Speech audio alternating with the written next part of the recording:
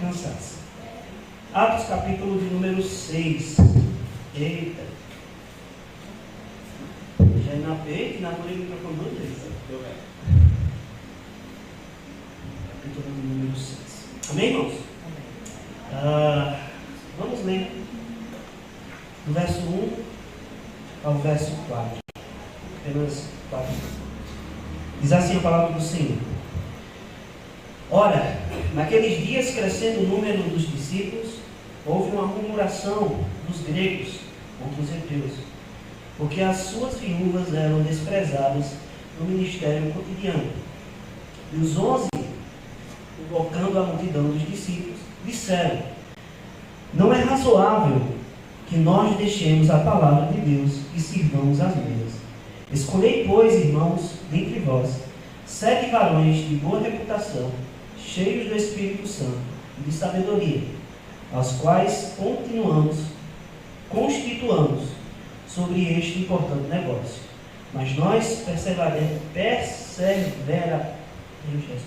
perseveraremos na oração e no ministério da palavra. Amém? Vamos orar. Querido Deus, obrigado, Pai, por mais uma noite que estamos na Tua casa. Te agradecemos, ó Deus, porque o Senhor tem falado no coração de cada um por meio dos louvores, ó Deus, que entoamos a Ti e por meio também da diligência, Pai, com a leitura da Tua palavra. Obrigado, Jesus, mas nesse momento que o Senhor possa estar abrindo, Deus, a janela do nosso entendimento, ó Deus, do nosso coração, para que venhamos também, ó Deus, ouvir a Tua palavra, ouvir a Tua voz por meio da Tua palavra. Obrigado, Jesus, que o Senhor fale aos nossos corações. Te agradecemos e pedimos em nome de Jesus. Amém. Meus amados irmãos, a gente tem visto bastante coisas importantes, lições importantes nessa série de Atos. A gente percebeu que no capítulo 4 de Atos, a gente observou alguns problemas que a igreja tem passado. No capítulo 4 de Atos, a gente vê Satanás usando os fariseus para tentar desviar o foco da igreja, tentando ameaçar a igreja e tentando desviar a igreja dos caminhos da palavra do Senhor, aquilo que Jesus Cristo ensinou aos discípulos e aquilo que eles estavam ensinando, e atraindo muitas multidões com o poder da palavra de Deus. Então a gente viu isso no capítulo 4, mas Pedro, cheio do Espírito Santo, juntamente com João, enfrentaram ali as adversidades que Satanás colocou na vida de homens religiosos que não entendiam que Jesus Cristo era o Salvador. Depois a gente viu no capítulo 5 a infiltração do pecado dentro da igreja, através de Ananias e Safira. Duas pessoas que infelizmente não entenderam aquilo que os apóstolos pregavam, aquilo que, por exemplo, Barnabé fez, que foi vender tudo aquilo que tinha para doar aos mais necessitados. A diferença é que Ananias e Safira fizeram isso com orgulho em seu coração, fizeram isso com hipocrisia, porque na realidade eles queriam que as pessoas olhassem para ele e vissem pessoas boas. Olha, nós demos tudo que nós tínhamos, sendo que na verdade eles não passavam de mentirosos, porque eles esconderam parte do dinheiro, não deram tudo que tinham. Então a gente vê Satanás tentando agir no meio da igreja, só que o que é que o Senhor fez? Automaticamente, aquele casal morreu. Porque o Senhor não permitiu que o pecado entrasse na igreja. Mas o Senhor restaurou a vida daquele povo, e aquele povo adorou ao Senhor. E agora, meus amados irmãos, a gente vê o terceiro problema que está invadindo a igreja, que é a distração. É a distração, e a gente viu isso no verso do 1 ao verso 4. Então, já que Satanás não conseguiu destruir a igreja de fora para dentro, Satanás teve que destruir a igreja de dentro para fora. E nesse momento, Satanás tenta novamente destruir a igreja, nesse sentido, afrontando a liderança da igreja. Afrontando diretamente a liderança do corpo do Senhor. Curiosamente, irmãos, o que está sendo ameaçado aqui é algo que é responsabilidade dos apóstolos. O Senhor deu uma responsabilidade para esses homens. Não é à toa que o Senhor escolheu 12, para que esses 12 continuassem aquilo que Jesus nos ensinou. E esses 12 eram responsáveis pelo quê? Por ensinar a palavra de Deus, por pregar a palavra de Deus às pessoas.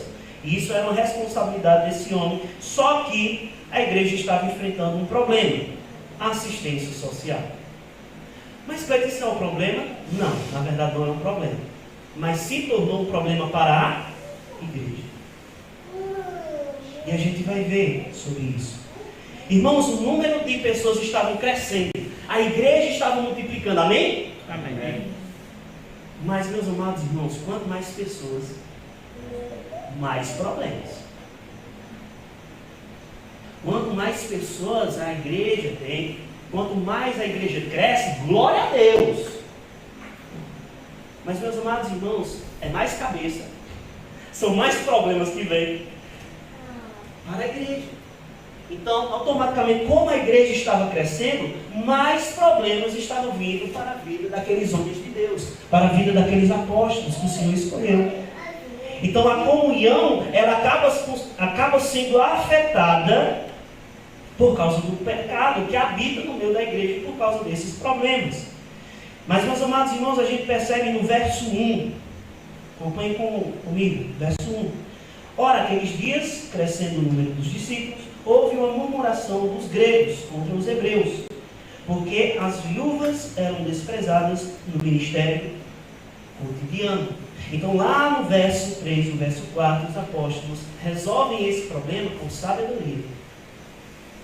Não é com desespero ou de forma desorganizada, mas eles buscam fazer isso, vão resolver esse problema de forma organizada, sem errar e de imediato, para que a igreja possa continuar de forma saudável. Então, com isso, irmãos, nós percebemos 3 pontos importantes que a gente tem que ter para as nossas vidas. O primeiro dele é o perigo da distração. Olha o que vai dizer o verso 2. E os 12, convocando a multidão dos discípulos, disseram: não é razoável que nós deixemos a palavra de Deus e sirvamos as mesas. Então, não é razoável que nós venhamos fazer isso. Então, não há aqui, irmãos, nenhuma sugestão que os apóstolos vissem a obra social inferior à obra pastoral, ou a considerassem pouco digna para eles. Muitas pessoas olham para esse texto e pensam que os apóstolos estão mostrando que eles têm um papel mais importante no reino de Deus, que é ensinar a palavra, e as pessoas que estão lá passando fome devem continuar da mesma forma. Ou se não der, tem que escolher outras pessoas, porque não é isso que... Não, irmãos. Os apóstolos foram chamados para algo específico. Eles têm um chamado específico. Algo que Deus em particular veio a eles e chamou para que eles pudessem praticar. Então, a atitude que eles tomaram não é nada, nem pecado. Na verdade, é uma questão de chamado. Deus chamou eles para algo específico. E o que é que o texto nos mostra? Que esses homens tinham um trabalho específico, que nada mais é do que levar a palavra, pregar e ensinar as pessoas a palavra do Senhor. É ensinar aquelas pessoas que estavam se convertendo à palavra do Senhor. Mas, Cleiton, o que é que isso tem a ver para as nossas vidas? O que é que nós podemos observar nisso daqui? Meus amados irmãos, o Senhor tem um chamado específico para cada um de nós. O Senhor nos chama. Isso é um fato. Esses homens disseram: olha, vocês escolham outros homens para esse serviço. Quando esses apóstolos dizem escolham, eles estavam falando de quem? Da igreja. A igreja que deveria escolher esses homens. A igreja deveria se reunir para que escolhessem esses homens, que depois nós vamos ver as credenciais desses homens, mas era a responsabilidade da igreja escolher homens de Deus para que pudessem fazer isso, porque eles foram escolhidos e chamados por Deus para prestar auxílio para aquelas viúvas e para aqueles órfãos. A gente percebe que o Senhor tem um chamado específico para cada um. E o chamado para os apóstolos era ensinar a palavra de Deus. Era instruir as pessoas que estavam entrando na igreja no caminho de salvação, porque aquelas pessoas não entendiam, não compreendiam sobre aquilo, muitas vezes, que eles falavam. Ressurreição, meu Deus do céu, a gente viu que os escribas não entendiam muito bem sobre isso. Mas a gente entende aqui na palavra de Deus que o Senhor chamou esses homens para algo específico. Embora esse fosse um trabalho justo e necessário, a assistência às viúvas pobres não era prioridade para os apóstolos. Eles não podiam abandonar a oração e o ministério da palavra para fazer outra coisa. Porque o foco deles era isso. Então a distração, irmão, seria uma armadilha mortal para a igreja naquele tempo. Se esses homens tivessem prestado esse auxílio, os irmãos acham que a igreja cresceria no ensino da palavra de Deus?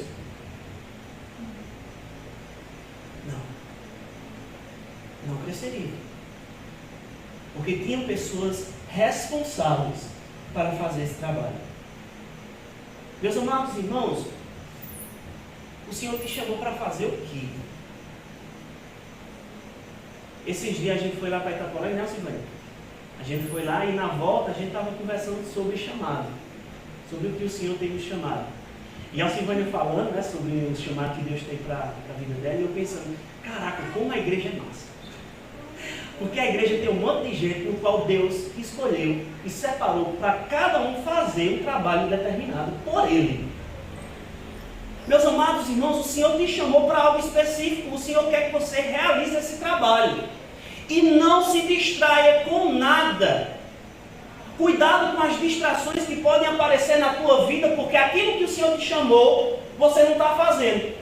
Aí aquilo que o Senhor não te chamou, tu quer fazer. Fazer que nem Sérgio que foi, né, Sérgio? Rebocar a parede e rebocou a janela. Rebocou o mar. Eu tenho certeza que Deus não tem chamado a Deus. Eu tenho certeza. Mas, meus irmãos, o Senhor tem chamado a gente para algo.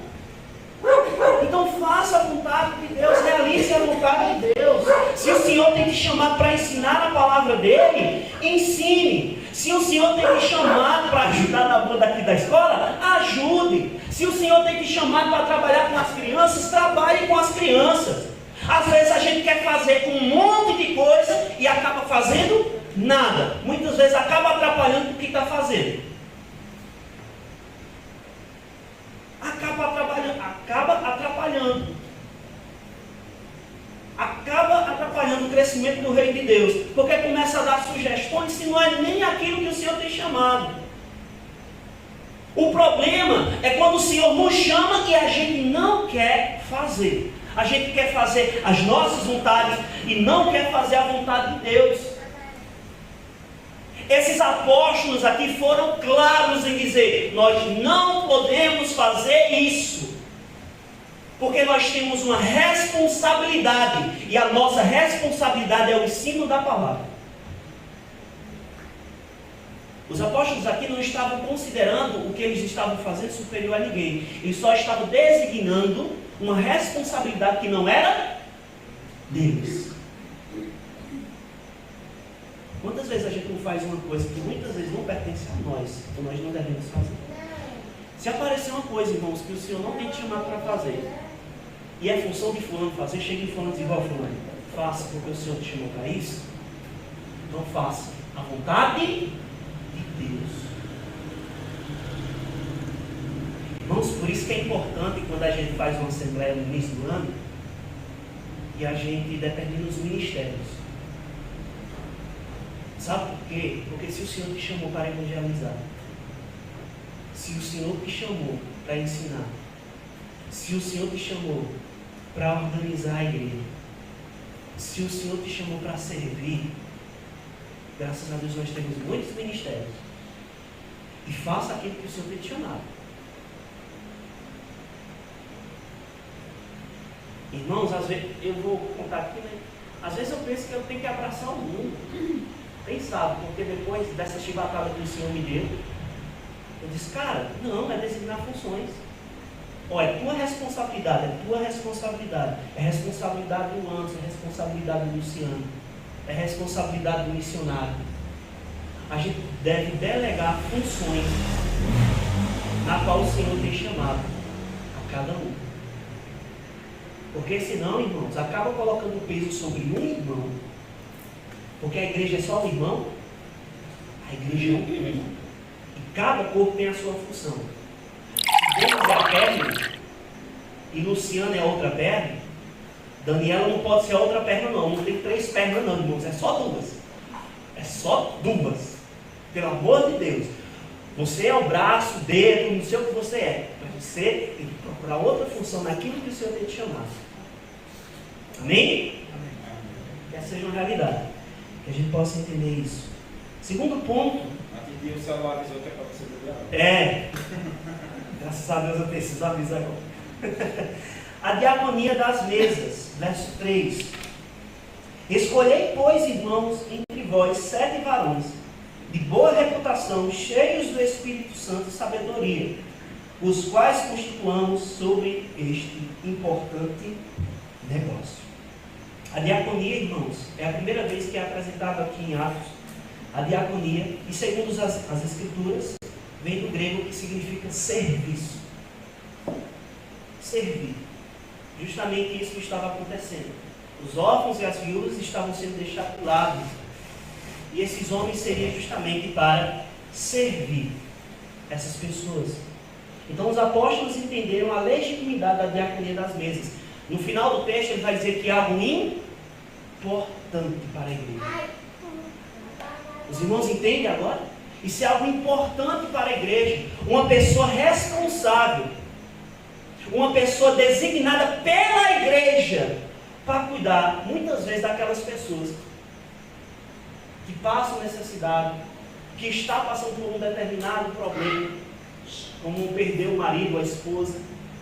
É uma pessoa responsável por isso. A gente não vê muito no meio batista os diáconos. Poucas igrejas têm diáconos, mas irmão, se faz necessário na igreja. Aí já é uma opinião do irmão aqui.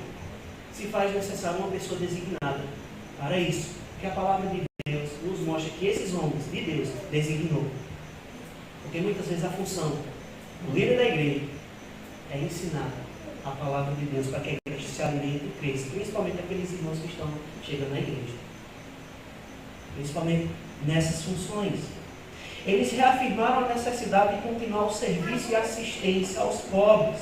A evangelização não anula a ação social, nem essa dispensa aquela. Meus amados irmãos, a ação social se faz parte na igreja, viu? Nós devemos realizar essas ações sociais como igreja do Senhor, porque a palavra de Deus nos diz que é algo importante. Ou os irmãos simplesmente acham que é chegar na igreja, somente falar aqui da palavra do Senhor, ir embora e não fazer absolutamente mais nada. Não ajudar os mais necessitados. Não ajudar aquelas pessoas dentro muitas vezes da igreja que está passando por necessidade. Você pode ajudar e não ajuda.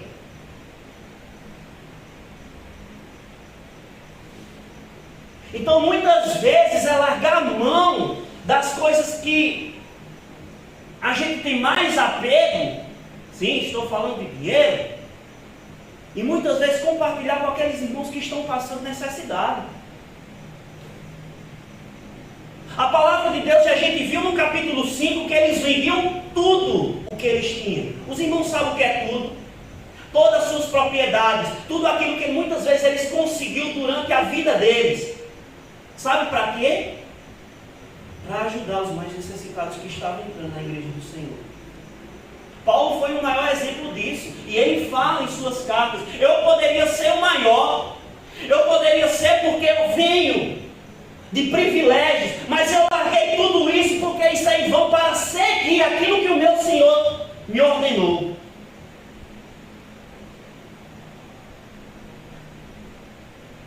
Irmãos, pensa numa coisa difícil a gente largar tudo para viver a vontade de Deus.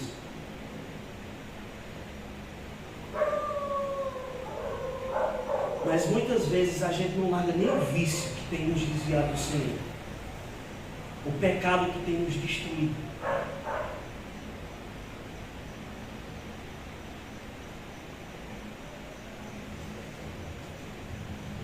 Nós devemos viver a vontade do Senhor. E a solução desses apóstolos não era deixar a oração e a palavra, porque eles precisavam se dedicar, porque o Senhor chamou eles para isso, mas escolher homens com algumas credenciais. Quais são as credenciais que esses apóstolos determinaram? Quais são? Boa fama. Boa fama, boa reputação, cheio do Espírito e sabedoria. Boa reputação. Como esse homem é visto na região? É uma pessoa íntegra? É uma pessoa de boa fama? É uma pessoa respeitada? Ser cheio do Espírito Santo. Ser cheio do Espírito do Senhor. Então não é algo... vamos escolher aqui e pronto, acabou-se. Não é assim, tem que ter isso. Tem que estar cheio do Espírito Santo do Senhor. Tem que estar vivo com a obra de Deus. E sabedoria. Para que as decisões desses homens sejam sábias. Irmãos, isso não vale, não é só porque esses homens foram escolhidos, não. Nós, como igreja do Senhor, devemos ter uma boa reputação em tudo o que a gente vem fazer, para que as pessoas olhem na rua e vejam o exemplo de Cristo em nossas vidas. Ser cheio do Espírito Santo gera isso em nossa vida. Gera uma pessoa que é cheia dos frutos do Espírito do Senhor. É uma pessoa paciente, principalmente. É uma pessoa que tem domínio próprio. É uma pessoa que ama o Senhor mais que qualquer coisa. Mais que riqueza, mais que a imoralidade sexual, mais do que os vícios, mais do que tudo. Então isso é amostras de uma pessoa que ama ao Senhor Jesus. Porque se isso não for feito, ou não ser praticado em nossa vida, nós devemos ter cuidado. Então eles escolheram 7 homens eleitos para essa responsabilidade de servir. Mas, meus irmãos, aqui nós temos uma responsabilidade de pessoas que a igreja do Senhor escolheu. Mas os irmãos acham que isso daí é só uma responsabilidade deles e a gente não deve fazer? Meus amados irmãos, a gente deve fazer tudo isso. Servir uns aos outros. Quando Jesus disse que nós devemos amar uns aos outros, é só dizer, não, irmão, vai passar? Vai passar. Não, amar não é isso. Se você está passando por uma necessidade ou um problema na sua vida, você não vai correr atrás para resolver os problemas, não. Se teu irmão estiver dessa forma, tu deve se entristecer quando ele se entristecer. E tu deve ficar feliz quando ele ficar feliz, porque a palavra de Deus ensina assim, pronto, e acabou-se. Porque isso aí que está dizendo não é a opinião de Cleiton, não. É a palavra de Deus. Nós devemos servir uns aos outros. Irmão, tu precisa de quê? Tu está passando pelo quê? Eu posso te ajudar em quê? Eu posso fazer o quê para a tua vida?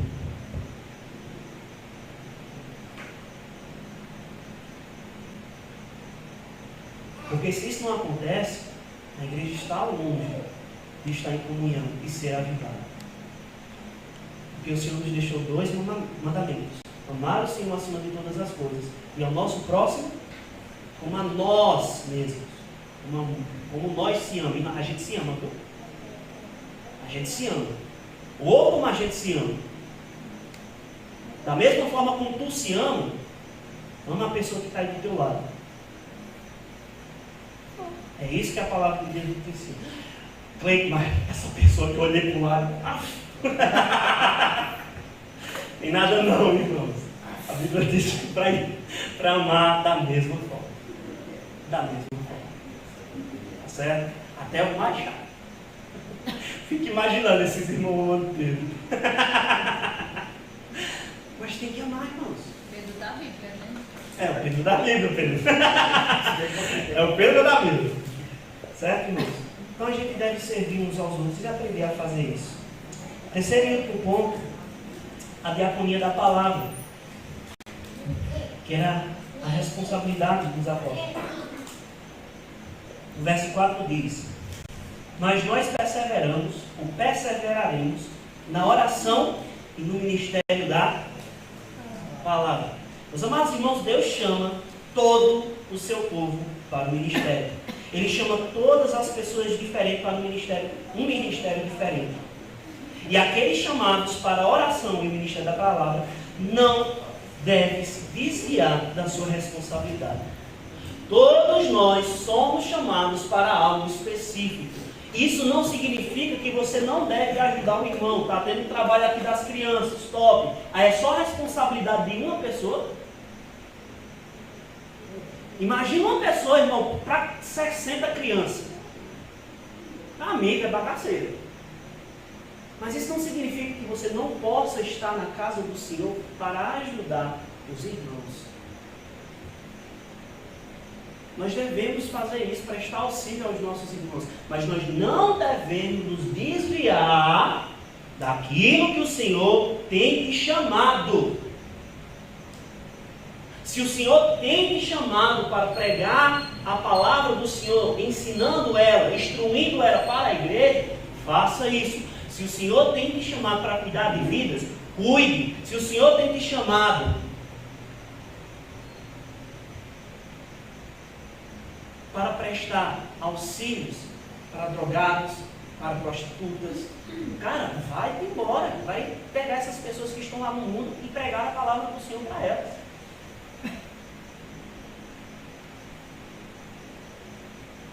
Quando o pessoal de João Pessoa veio para cá, o pessoal da Igreja da Ordem,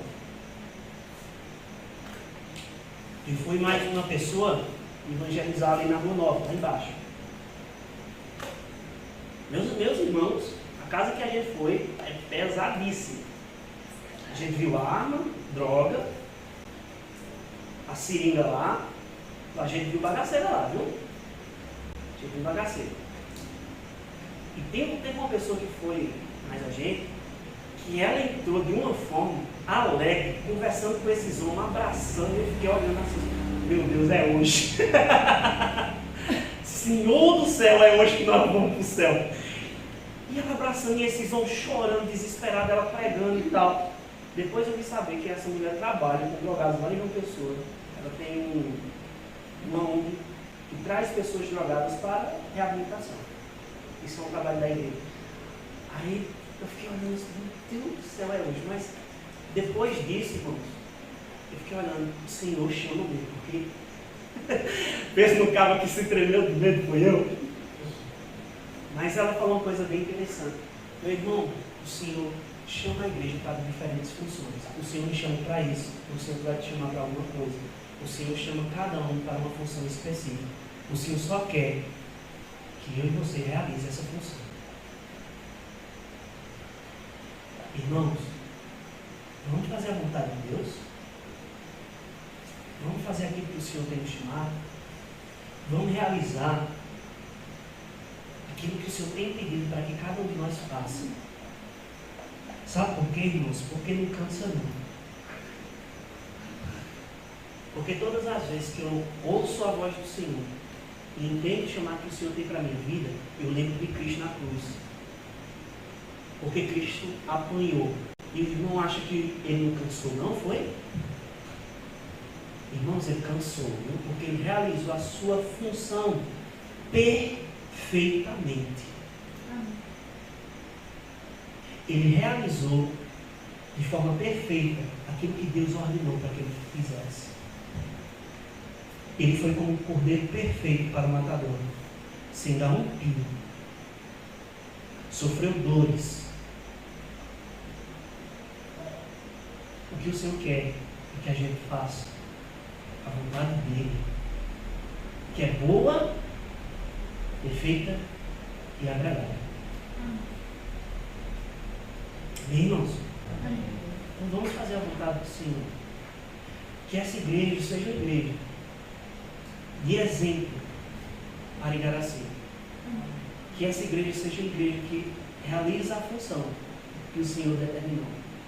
Se você é dedo, se você é olho, se você é nariz, cabeça, braço, joelho de pé, eu não sei. Mas faça aquilo que o Senhor te chamou para fazer. Amém, irmãos? Amém.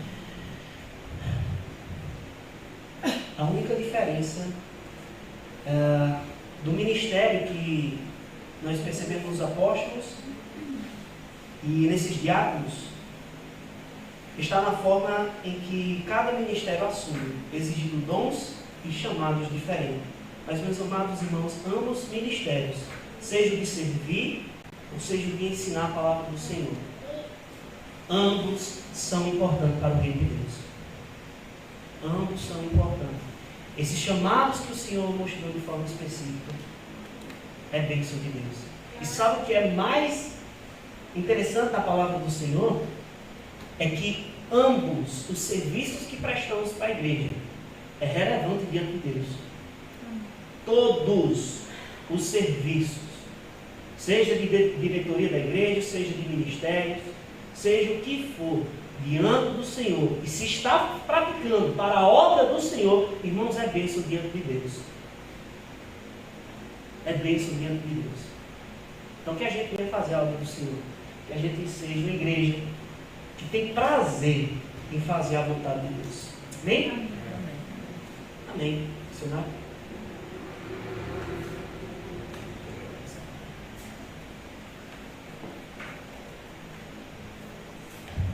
Amém. Boa noite, irmãos, graças e paz. Amém. É bom estarmos na casa de Deus, né? Para juntos adorarmos e glorificarmos o nome do nosso Senhor Jesus Cristo. Deus abençoe sua vida graciosamente. Irmãos, primeiramente, né, temos que agradecer a Deus por todas as coisas. Eu estou falando sobre a questão da igreja e cada um com seus cargos e trabalhos. É uma coisa interessante e que nós devemos meditar. Ano que vem, não, na verdade, daqui para o final do ano, né? Daqui para o final do ano será escolhido os novos cargos: tesoureiro, secretário, líder de missões, líder de jovens, líder do Ministério de Louvor.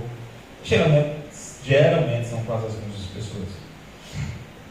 Mas cada um de nós, quando escolhemos esses cargos, nós temos, a partir daquele momento, o quê? Responsabilidades.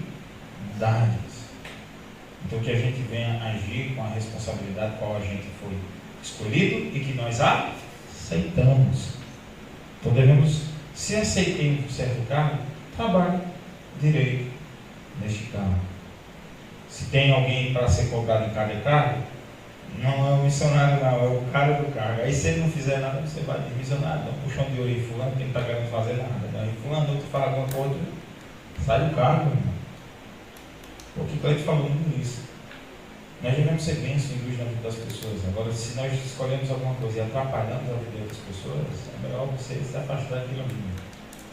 E muito. Então, ano que vem, no final do ano, quando for escolher cada cargo, e assim, eu quero trabalhar nisso? Não.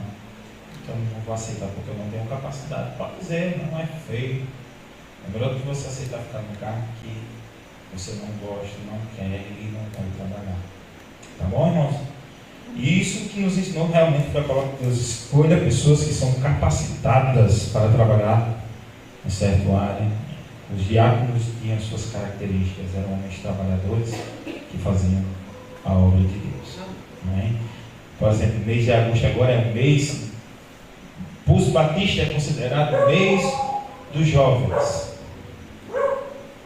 Qual que foi, tá, jovens? Trabalho no mês de agosto, todinho. Reserve todo sábado. Cleito, o que é que nós vamos fazer nesse sábado?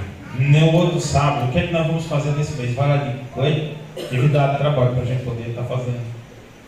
E eu disse: Os pais também, viu? oi? Os pais também. Também. Mas cada trabalho tem que ser cobrado, irmão, a ser feito. Eu disse a Cleito, o que é que eu disse a Cleito? Cleito, se você é líder no jovem, o que é que você pode fazer? Irmão, você está livre, pode fazer o que quiser. Foi a mesma coisa que Vilma me disse. Denis, você vai ficar como liderança dos jovens, o que é que eu posso fazer? Ela disse: o que você fizer lá assim embaixo ali, então minha filha, vamos estar para cá. Então, a mesma coisa ali. Vamos trabalhar para o reino de Deus. Amém? Irmãos, nós estamos com dois microfones sem fio agora. O irmão Luciano doou. Estou aprendendo a mexer, ainda está chiando aqui, porque eu acho que eu coloquei um cabo errado ali. Depois eu vou dar uma olhadinha. Mas Deus abençoe sua vida graciosamente, irmão Luciano. E cada um dos irmãos que é oferta que trabalha também para o reino de Deus crescer. Tá? Antes de orarmos encerrando, irmãos, eu vou dar 2 avisos que eu também vou dar domingo, depois que terminar o culto. 2 coisas sérias que muitas vezes a gente trata com besteira, que eu falei na escola bíblica quinta-feira. 2 coisas, tá bom? Quais são essas 2 coisas? Primeiro, quando você ora, você está falando com quem? Eu quero que vocês respondam. Quando vocês estão orando, vocês estão falando com quem? Com Deus. Quem é a pessoa que merece mais respeito na face da terra? Deus. Deus merece muito mais respeito do que eu, muito mais respeito do que o pastor Tarcísio, muito mais respeito do que qualquer pessoa que você acha que é um santo que existe na terra. Deus merece respeito acima de todas as coisas. Tá certo? Uma vez eu briguei com o Rian num culto de oração por causa disso, e eu vou falar para a igreja todo dia. Irmãos,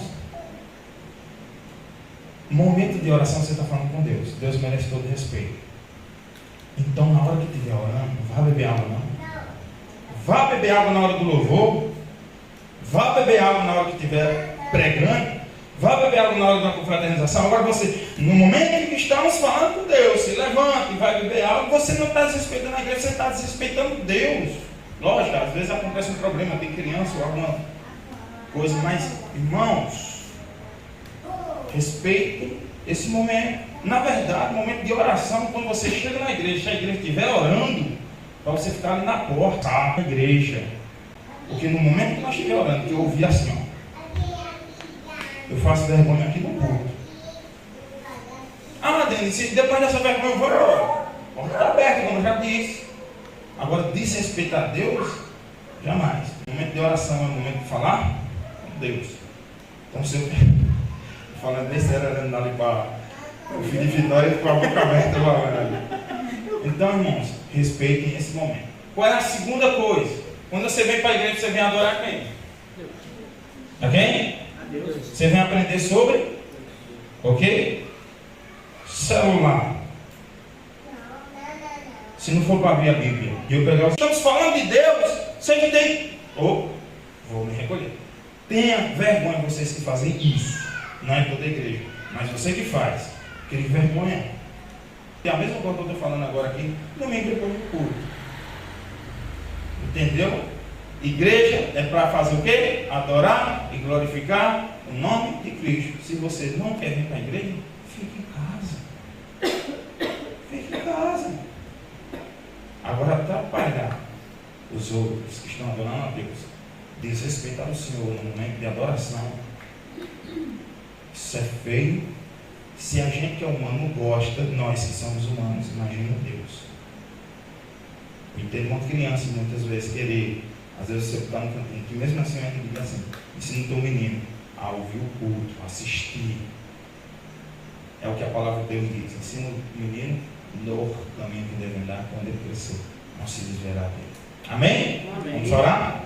Oremos. Pai, obrigado por esse culto, obrigado pela mensagem, obrigado pelos louvores, obrigado por tudo. Nos leve em paz para as nossas casas.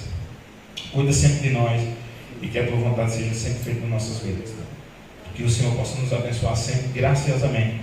Te agradecemos por tudo, em nome de Jesus. Amém. Amanhã tem escola bíblica, estamos estudando o livro de Gênesis, capítulo 26, tá? Deus abençoe.